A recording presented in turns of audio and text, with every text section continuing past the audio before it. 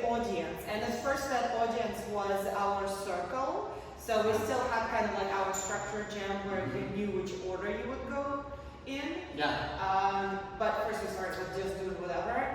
Then we had your choreography thing. Yeah, so you made some choreography with partner and then danced that to the circle. And then we opened it up into a competition format and you danced to an audience. Yeah. And so then you kind of adjusted what is the facing the circle, where's the audience, and what's like having an audience here instead of all around.